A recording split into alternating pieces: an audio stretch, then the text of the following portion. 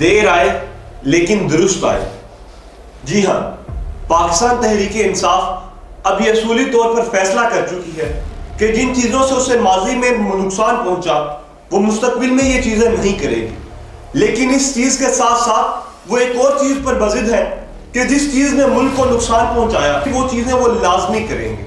اس کے ساتھ ساتھ آج اسد کیسر صاحب نے عمر ایوب صاحب کو وزیر اعظم پاکستان کے لیے نامزد کر دیا ہے اور وہ تحریک انصاف کے نامزد امیدوار ہوں گے۔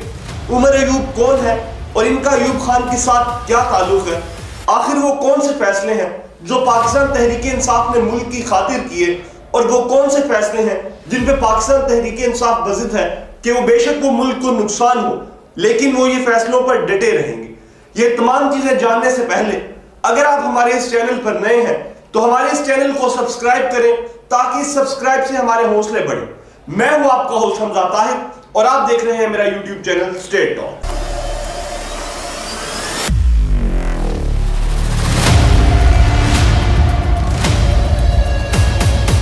آج اسد کیسر صاحب نے اعلان کیا کہ عمر ایوب پاکستان تحریک انصاف کے وزیر اعظم کے لیے نامزد امیدوار ہوں گے۔ عمر ایوب خان کے پوتے بھی ہیں۔ اگر بات کریں ایوب خان کے دور کی تو ایوب خان کا دور پاکستان کے ادوار میں ایک کنٹروورشل دور تھا۔ نہ تو اسے مکمل طور پر پاکستان کی بدترین ادوار میں سے ایک قرار دیا جا سکتا ہے اور نہ ہی اسے بہترین دور قرار دیا جا سکتا ہے۔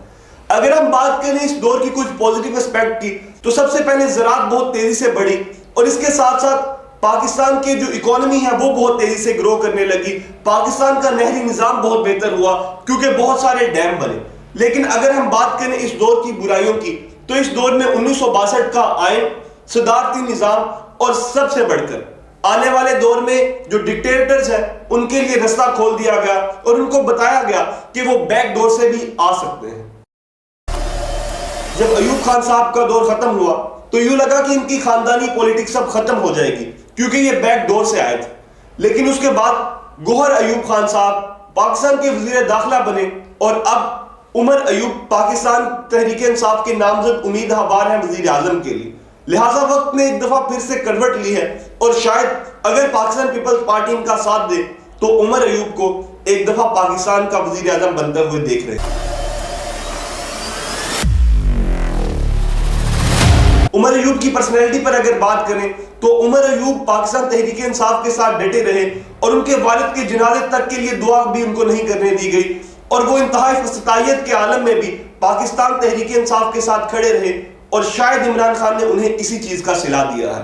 میں خدا سے دعا گو ہوں کہ اگر وہ پاکستان کی وزیر اعظم بنے تو ان تمام لوگوں کو معاف کر دیں کیونکہ جمہوریت ہی سب سے بڑا انتقام ہوتا ہے۔ لیکن ایک چیز بہت قابل غور ہے یہاں کہ عمر ایوب صاحب شاید ہارنے کے لیے وزیر اعظم بنے کیونکہ ان کے پاس تو نمبر گیمز پورے نہیں ہیں۔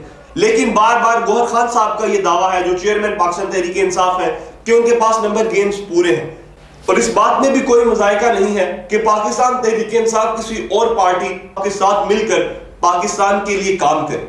اسی کے ساتھ ساتھ کچھ اہم پیش رفت یہ ہوئی ہے کہ مولانا فضل الرحمان نے ہاتھ اٹھا کر اس حکومت کو بددعائیں دی ہیں اور آپ دیکھیے گا کہ مولانا کی ان بددعاؤں سے عرش ہل جائے گا اور یہ حکومت ایک دفعہ پھر سے ڈی ریل ہو جائے گی۔ اگر ہم پاکستان کی طول و عرض میں دیکھیں تو بلوچستان نیشنل ہائی وے مکمل طور پر بند ہے۔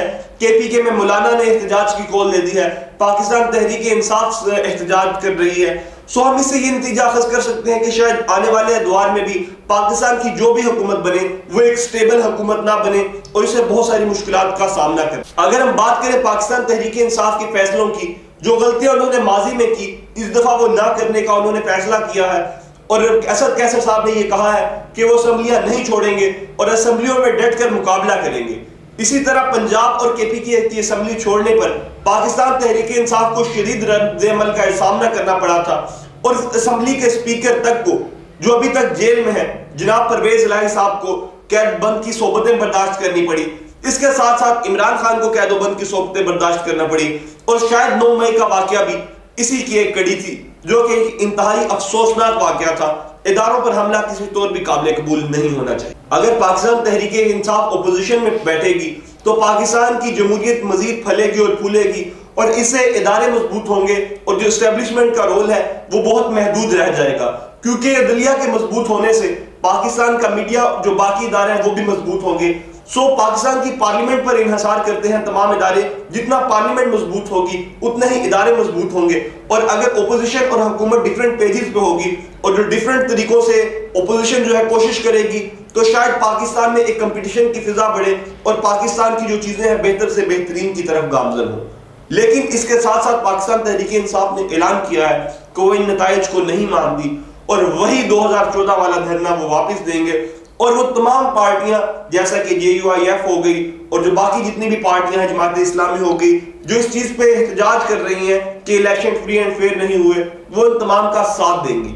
ماضی میں بھی 2014 میں پاکستان تحریک انصاف کے دھرنے سے پاکستان کو 16 ارب روپے کا نقصان ہوا. اور اس کے ساتھ ساتھ جو چائنیز وزیر اعظم نے پاکستان کا دورہ کرنا تھا وہ بھی نہیں کیا اور شاید کئی ایسے مسائل پاکستان کو سامنا کرنا پڑا. لیکن اس کے متبادل میں پاکستان تحریک انصاف کو بھی اس کا کوئی فائدہ نہیں ہوا اور پاکستان کو بھی اس کا کوئی فائدہ نہیں ہوا. میری خدا سے دعا ہے کہ پاکستان میں جو آنے والی حکومت ہے وہ سٹیبل بنے اور کوئی ایسی حکومت بنے جو پاکستان کو ترقی کی راہوں پر گامزن.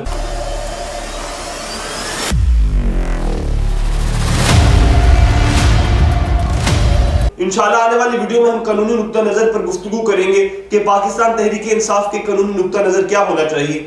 اگر آپ ہمارے چینل پر نئے ہیں تو ہمارے چینل کو سبسکرائب کریں تاکہ ہماری آنے والی ویڈیوز آپ تک پہنچ سکیں. انشاءاللہ آپ سے ملاقات ہوگی اگلی ویڈیو میں. تب تک کے لیے خدا حافظ.